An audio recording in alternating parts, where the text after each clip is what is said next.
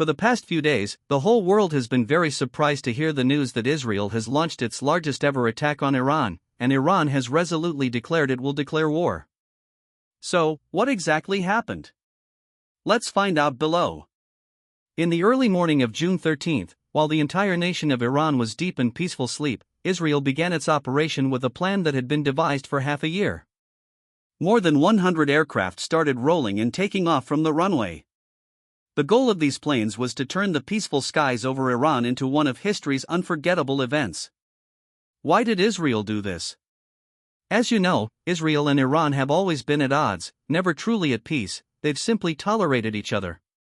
However, in October 2023, a large-scale and unexpected attack was carried out by Hamas targeting Israel. In just one night, thousands of Israelis were killed. This incident infuriated Israel, but what everyone considered most serious was that the situation couldn't remain as it was. To pluck a weed, you must pull it out by the roots. If they only taught Hamas a lesson, what if Hamas launched another surprise attack on Israel like that in the future?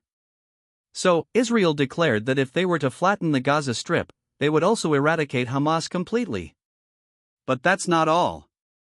Iran is believed to have been behind the aid, and even the planning, for Hamas's attack on Israel. To put it simply, from Israel's perspective, Iran is the mastermind, and Hamas is merely a pawn, so Iran must also be dealt with. However, Iran is not weak. If Israel were to go solo against Iran, it's uncertain if they would win, and Israel would suffer heavy losses. Israel's initial choice was to warn Iran. The most prominent event was when a Hamas leader visited the funeral of the Iranian president.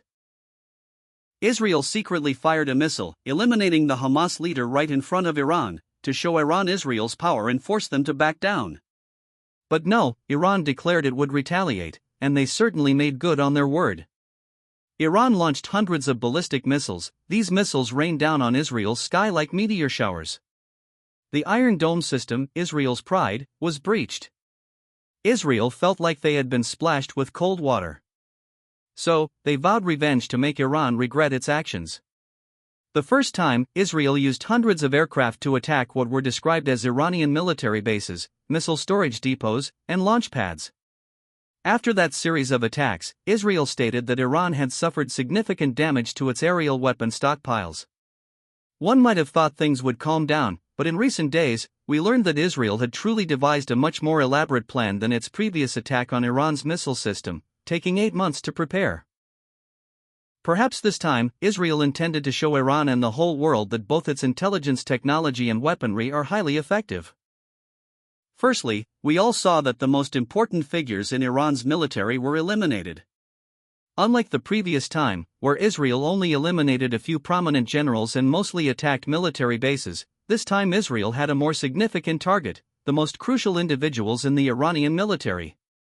These included Major General Qasem Soleimani, commander of the Islamic Revolutionary Guard Corps, General Mohammad Bagheri, Chief of Staff of the Iranian Armed Forces, General Ghulam Ali Rashid, head of Iran's Joint Combat Command, Mr. Faridan Abbasi Davani, former head of Iran's Atomic Energy Organization, and Mr. Mohammad Mehdi Taranchi, an Iranian nuclear physicist.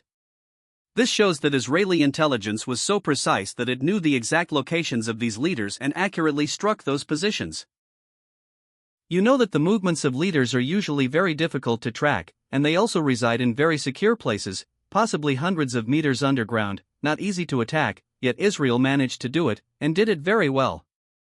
After the attack, Israel immediately announced that these individuals had been killed, while Iran itself was not even sure if they had been killed, with media only reporting suspected possibility of casualties. It took many hours for the government to officially confirm that the individuals mentioned had indeed been killed. This shows that Israel knows more about Iran's internal affairs than Iran itself. Secondly, Israel chose another extremely crucial target, Iran's nuclear facilities. If you recall, last October, the US under President Biden repeatedly urged Israel to avoid touching Iran's nuclear centers, warning that doing so would ignite a full-scale war. From then on, President Biden and the Israeli Prime Minister were often strained, to the point of not speaking for 3 months. Thus, we understand that Iran's nuclear facilities are extremely important. Touching them is like poking a hornet's nest, as Iran would surely retaliate. During Biden's time, this could be prevented, but under Trump, it seems he supported this plan. The proof is that immediately after Israel's attack, Trump went online and asked Iran if they wanted to renegotiate the nuclear deal. Anyway, Israel truly attacked Iran's nuclear facilities. On June 14, Israeli and Iranian media reported that the Israeli military had attacked Iran's nuclear sites not just once, but many times. Iran's nuclear centers, located more than 100 meters underground, are considered very secure at this depth. However, Israel knew this, so they had to attack multiple times to penetrate the layers of earth before destroying this center. Currently, there is no evidence to show whether this center has been breached, damaged, or completely destroyed. But at least two key Iranian nuclear scientists, Faridoun Abbasi-Davani, Mohammad Tiranchi, have been eliminated by Israel. This might delay Iran's atomic bomb production, but sooner or later, Russia will likely train new personnel for Iran given the very strong relationship between Russia and Iran. Iran is said to be one of the two main suppliers of weapons to Russia in the war between Russia and Ukraine. Iran supplies UAVs, while North Korea supplies artillery shells and soldiers. And last year, Russia and Iran shook hands and signed a military agreement, which, although not specifically disclosed, is considered very important and could involve nuclear technology or air defense missile technology for Iran. Overall, choosing Iran's nuclear facilities as a target is almost a declaration of full-scale war by Israel against Iran, and Iran has also stated that it will officially declare war on Israel. We wait to see if Iran acts. If so, then Trump's statement that Biden was responsible for the Russia-Ukraine war, and that he would end it once elected, would seem contradictory given that Trump has now allowed a war with Iran to erupt and hasn't ended the Ukraine war. So, there isn't much difference between the two presidents. But why did Israel decide to attack Iran's nuclear facilities? The Israeli Prime Minister stated, "I had no choice, having entered this path, I must continue." Specifically, according to Israeli sources, Iran had enough material to build 15 nuclear bombs in a very short time. If they didn't attack immediately and allowed the bombs to be successfully built, Israel wouldn't dare attack Iran, even though Israel also has nuclear bombs. Attacking an opponent with nuclear bombs is like holding a lighter to a gas tank to see if there's any gas left. It's very risky. So, Israel said they had to attack now, to find every way to prevent Iran from building nuclear bombs. But whether they can prevent it, we have to wait and see. Besides this event, Israel also announced that they attacked and destroyed many Iranian missile storage facilities. That's what happened. The situation ahead doesn't look much brighter. Both Israelis and Muslims are very warlike, and after suffering such painful blows, it's very difficult to ask them to stop retaliating.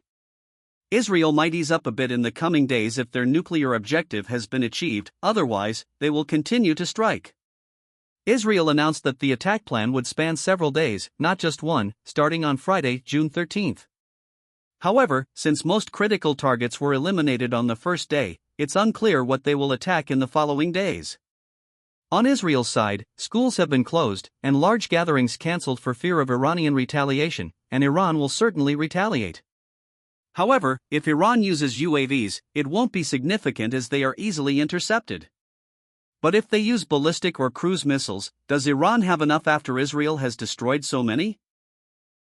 And surprisingly, in the early morning of June 22, the U.S. unexpectedly conducted a large-scale airstrike targeting 3 critical nuclear facilities in Iran, Fordow, Natanz, and Isfahan. This operation, named Operation Midnight Hammer, was initiated by the U.S. government without prior notice to Israel. In this attack, the U.S. deployed 7 B-2 Spirit bombers to drop bunker buster bombs, along with Tomahawk missiles launched from submarines. The goal was to cripple Iran's nuclear program before it reached an uncontrollable point. Immediately on the same day, Iran retaliated, this time not with UAVs, but with nearly 40 modern ballistic and cruise missiles, launched in 4 waves targeting critical military objectives in Israel. Although Israel's defense systems like Iron Dome operated effectively, many missiles still slipped through, causing damage and injuring at least over 80 people, including soldiers and civilians. Iran's fierce counterattack was not just an immediate response, but also a clear message to the whole world: they are ready to fight, ready to suffer losses, and will not back down. The situation in the Middle East is on an extremely delicate knife edge. Just one small mistake, and everything could explode into a full-scale war. Is this just the beginning of a larger conflict? Please share your thoughts in the comments below the video. If you found this video interesting, please like and share it, and don't forget to subscribe for more exciting videos. Thank you for watching my video.